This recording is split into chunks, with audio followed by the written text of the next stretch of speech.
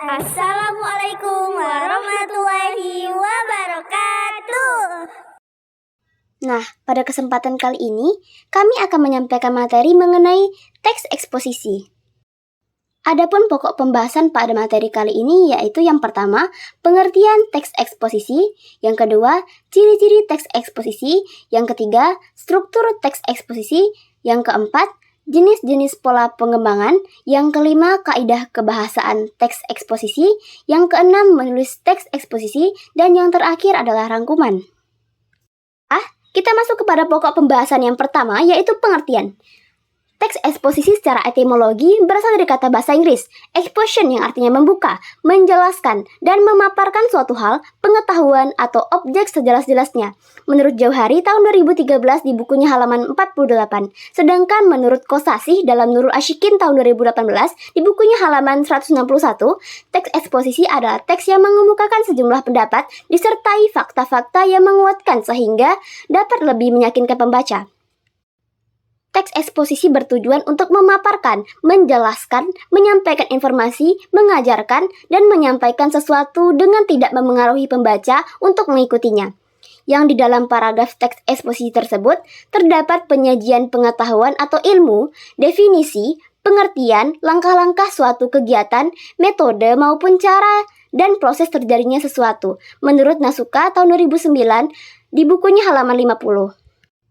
Teks eksposisi merupakan salah satu pengembangan tulisan yang mengandung sejumlah informasi dengan tujuan untuk menjelaskan atau memberikan informasi kepada pembaca secara singkat, padat, dan akurat. Selanjutnya yaitu ciri-ciri teks eksposisi. Secara umum, teks eksposisi dikenal dengan beberapa ciri-ciri, yaitu yang pertama, singkat dan padat. Yang kedua, menggunakan gaya informasi yang mengajak. Yang ketiga, menyampaikan informasi atau permasalahan secara lugas dan menggunakan bahasa yang baku. Yang keempat, menjelaskan informasi atau permasalahan yang terjadi. Yang kelima, menggunakan fakta sebagai alat kontribusi dan alat pembuktian. Yang keenam, tidak memihak atau tidak memaksakan kemauan penulis terhadap pembaca. Yang ketujuh, bersifat objektif dan netral. Yang kedelapan, menggunakan opini sebagai bentuk pernyataan sikap terhadap topik yang dikemukakan. Dan yang terakhir, menjawab pertanyaan apa, siapa, kapan, di mana, mengapa, dan bagaimana. Selanjutnya, kita akan membahas struktur dari teks eksposisi. Setiap teks memiliki struktur tertentu. Demikian pula, teks eksposisi memiliki struktur yang berbeda dengan teks lainnya. Dilihat dari strukturnya, teks eksposisi terdiri dari dua jenis, yaitu teks eksposisi analitik dan teks eksposisi hortatorik. Teks eksposisi analitik merupakan teks yang bertujuan untuk mengungkapkan suatu hal yang penting dan mengajak pembaca mendalami suatu permasalahan tertentu. Teks ini terdiri atas beberapa struktur, yaitu mengungkapkan tesis atau pernyataan pendapat, mengungkapkan argumen-argumen, dan mengungkapkan simpulan, literasi, atau penegasan ulang pendapat.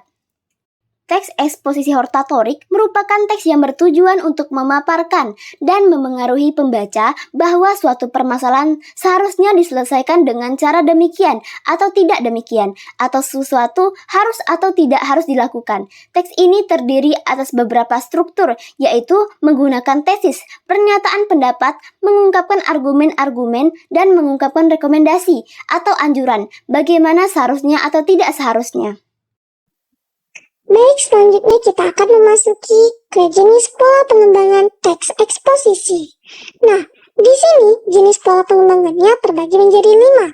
Yang pertama, eksposisi definisi. Kedua, eksposisi proses. Ketiga, eksposisi klasifikasi. Keempat, eksposisi perbandingan. Dan yang terakhir, eksposisi laporan. Nah, pada pola pengembangan yang pertama, yaitu eksposisi definisi. Pada pola pengembangan ini memuat penjelasan tentang definisi suatu hal atau topik tertentu yang dibahas penulis. Dengan demikian, penulis sudah menjelaskan definisi topik utama sejak pembukaan atau tesis. Dalam hal ini, teks berisi rangkaian kalimat yang menjelaskan suatu hal. Nah, contohnya sebagai berikut. Terapi ozon atau ozon terapi merupakan metode pengobatan penyakit dengan cara memasukkan ozon berenergi energi untuk menambah kadar oksigen di dalam tubuh melalui darah. Terapi ini sangat bermanfaat untuk kesehatan, dari menyembuhkan penyakit hingga mencegah penyakit. Di sini, eksposisi definisi dia menjelaskan tentang terapi ozon. Jenis pola pengembangan yang kedua yaitu eksposisi proses. Nah, pola pengembangan ini menyajikan proses suatu hal, kejadian, ataupun pembuatan dan perjalanan sesuatu secara detail, agar pembaca dapat mengetahui seluruh proses dengan jelas. Di sisi lain, pola ini juga diterapkan pada teks prosedur. Contoh teks eksposisi dengan pola proses seperti energen dengan nutrisi 4 sehat 5 sempurna bisa disajikan dengan mudah. Tuang energen ke dalam gelas, kemudian tambahkan 150 ml air hangat dan aduk hingga merata. Dan energen hangat siap dihidangkan. Di sini dia menjelaskan tentang proses pembuatan energi. Begitu. Nah, jenis pola pengembangan yang ketiga yaitu eksposisi klasifikasi.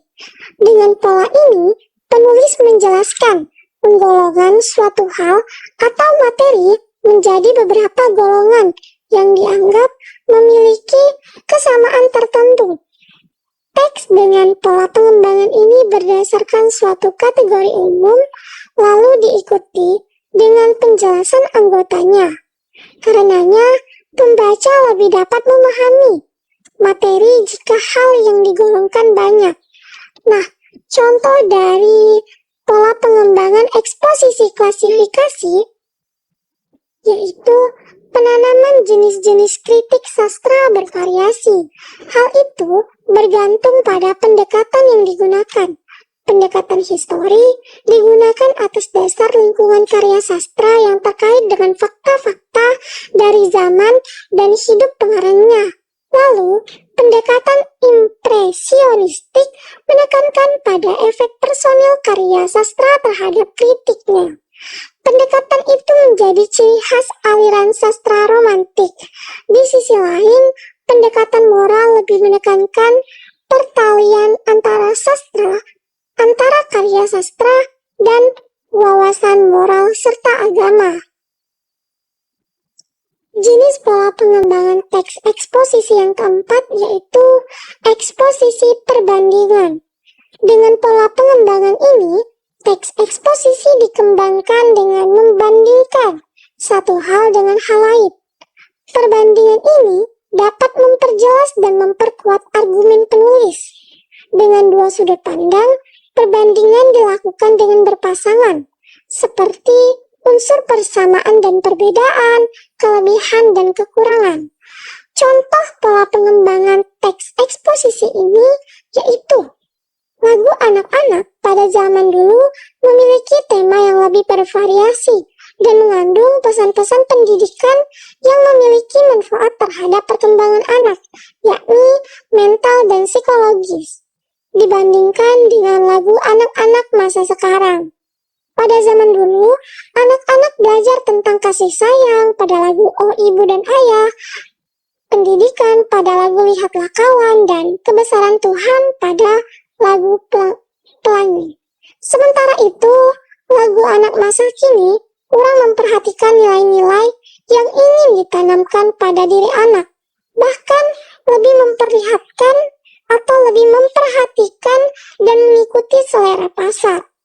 Tetapi kesamaan yang dapat dilihat dari kedua golongan lagu ini adalah para pencipta lagu tetap berusaha membuat irama gembira dan ritme yang sederhana. Nah, jenis pola pengembangan yang terakhir yaitu eksposisi laporan. Eksposisi laporan biasanya dikembangkan dengan teknik laporan jika menyampaikan peristiwa atau kejadian. Dengan hal itu, pembaca dapat mengetahui secara jelas atas apa yang terjadi dari penyebab hingga kondisi terakhir akibat dari penyebabnya. Selain itu, informasi yang disajikan lebih jelas, runtut, dan lengkap, sehingga pelaporan peristiwa tidak setengah-setengah bahkan kurang. Contoh dari teks eksposisi dengan pola ini yaitu Pusat Penelitian dan Pengembangan Permukiman Departemen Pekerjaan Umum menawarkan rumah instan, sederhana, sehat yang disingkat menjadi RISA. Rumah tersebut mudah dibongkar pasang sesuai dengan motonya, yakni pagi pesan sore bunyi. Sistem struktur dan konstruksi RISA memungkinkan untuk berbentuk panggung. Harga RISA adalah sekitaran 20 juta rupiah untuk tipe 36. Namun, usia rumah sehat itu dapat mencapai 50 tahun. Hal itu karena strukturnya memakai beton tulang dan diperkuat dengan pelat baja pada bagian sambungnya. Bahkan, kekuatannya terhadap gempa telah diuji di laboratorium hingga zonasi 6. Nah, setelah kita membahas tentang jenis pola pengembangan teks eksposisi, selanjutnya kita akan membahas tentang kaidah kebahasaan. Kaidah kebahasaan teks eksposisi memiliki karakteristik kebahasaan atau yang biasa disebut dengan kaidah kebahasaan menurut Kosasih pada tahun 2017 di bukunya halaman 81 memaparkan kaidah kebahasaan teks eksposisi meliputi 6. Yang pertama, menggunakan pernyataan-pernyataan persuasif. Yang kedua, menggunakan pernyataan yang menyatakan fakta untuk mendukung atau membuktikan kebenaran argumentasi penulis atau penuturnya. Yang ketiga, menggunakan istilah teknis yang berkaitan dengan topik pembahasan. Yang keempat, menggunakan pernyataan ungkapan yang bersifat menilai atau mengomentari. Dan yang kelima, menggunakan konjungsi atau kata hubung. Nah, yang terakhir yaitu menggunakan kata kerja material. Nah, selanjutnya kita akan menulis atau praktek mengenai cara membuat teks eksposisi. Nah, langkah-langkah menulis teks eksposisi meliputi 5 langkah. Di antaranya, yang pertama, menetapkan tema. Di sini, peserta didik memilih beberapa tema yang akan dipergunakan sebagai pokok bahasan dalam teks eksposisi yang dibuat dengan kelompok ataupun individu. Topik atau tema adalah ide pokok yang akan dipergunakan sebagai dasar dalam pengembangan isi teks eksposisi. Yang kedua yaitu menyusun kerangka teks eksposisi. Kerangka teks bisa ditata berdasarkan urutan struktur.